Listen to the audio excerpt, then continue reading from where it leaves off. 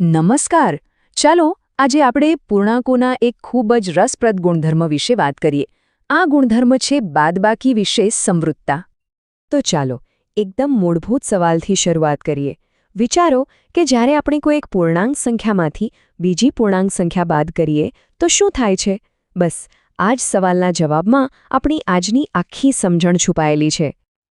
Okay, તો હવે એ જ સવાલને થોડો વધુ સ્પષ્ટ કરીએ. શું એવું બને છે કે જવાબ હંમેશા મતલબ કે દર વખતે એક પૂર્ણાંક સંખ્યા જ આવે, કોઈ અપવાદ વગર? આ જ તો સમૃદ્ધતાના ગુણધર્મોનો આખો ખેલ છે. ચાલો ને આપણે જાતે જ આની તપાસ કરીએ. આ સવાલનો જવાબ શોધવા માટે આપણે થોડા ઉદાહરણો જોઈએ. અહીંયા જુઓ, આ કોષ્ટક પર નજર કરીએ.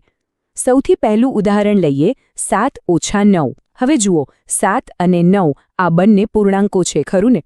અને એનો જે જવાબ આવ્યો -2 એ પણ એક પૂર્ણાંક જ છે. ચાલો હવે એક બીજું ઉદાહરણ જોઈએ. -8 માંથી -14 બાદ કરીએ તો જવાબ મળે છે 6. તો અહીં પણ એવું જ થયું. જે જવાબ મળ્યો એ એક પૂર્ણાંક સંખ્યા જ છે. તો આ બધા ઉદાહરણો જોયા પછી કંઈક પેટર્ન દેખાય છે? કંઈક એવું જે વારંવાર થઈ રહ્યું હોય? હા, અહીંયા એક ચોક્કસ પેટર્ન બની રહી છે. ચાલો હવે એક મજાનો પડકાર લઈએ. શું આપણે પૂર્ણાંકોની એવી એક પણ જોડી શોધી શકીએ, માત્ર એક જ, કે જેમની બાદબાકી કરીએ અને જવાબ પૂર્ણાંક ના આવે? જરા પ્રયત્ન કરી જુઓ તો. શું થયું? કોઈ ઉદાહરણ મળ્યું? નહીં મળે, કેમ કે શક્ય જ નથી. આપણે ગમે તેટલા પ્રયત્ન કરી લઈએ, કોઈ પણ બે પૂર્ણાંકોની બાદબાકીનો જવાબ હંમેશા અને હંમેશા એક પૂર્ણાંક સંખ્યા જ આવશે. બસ આ જે નિયમ છે ને, એને જ ગણિતની ભાષામાં કહેવાય છે બાદબાકી વિશે સમૃદ્ધતા. એનો સીધો સાદો મતલબ એ છે કે પૂર્ણાંકોનો પરિવાર બાદબાકી માટે બંધ છે. મતલબ કે એ પરિવારની બહારનો કોઈ જવાબ આવતો જ નથી. આ જ વાતને જો આપણે એક વ્યાપક નિયમ તરીકે કહેવું હોય તો એમ કહી શકીએ કે જો a અને b કોઈ પણ બે પૂર્ણાંકો હોય તો a ઓછા b નો જવાબ પણ એક પૂર્ણાંક જ હશે. આ એકદમ પાક્કો નિયમ છે જે ક્યારેય બદલાતો નથી. હવે એક મજેદાર સવાલ મનમાં આવે છે. શું આ નિયમ બધી જ સંખ્યાઓ માટે સાચું છે?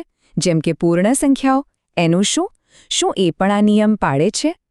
તો જવાબ છે ના. પૂર્ણ સંખ્યાઓ માટે આ નિયમ લાગુ પડતો નથી. ચાલો સમજીએ કેમ. ધારો કે આપણે 5માંથી 7 બાદ કરીએ તો જવાબ શું આવશે? -2. હવે -2 એ પૂર્ણાંક તો છે, પણ એ પૂર્ણ સંખ્યા નથી. બસ આ જ કારણે પૂર્ણ સંખ્યાઓ આ ગુણધર્મનું પાલન નથી કરતી. તો પછી આ બધી વાતનું મહત્વ શું? મહત્વ એ છે કે આ જે ખાસ ગુણધર્મ છે ને, એના લીધે જ પૂર્ણાંકો ગણતરી માટે આટલા ભરોસાપાત્ર છે.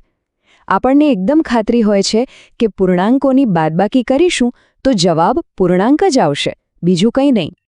તો બાદબાકી વિશે સમૃદ્ધતાનો ગુણધર્મ આપણે બરાબર સમજી લીધો. હવે આપણે આગળ વધીશું અને પૂર્ણાંકોના આવા જે બીજા મજેદાર ગુણધર્મ વિશે વાત કરીશું. અને એ છે ક્રમનો ગુણધર્મ.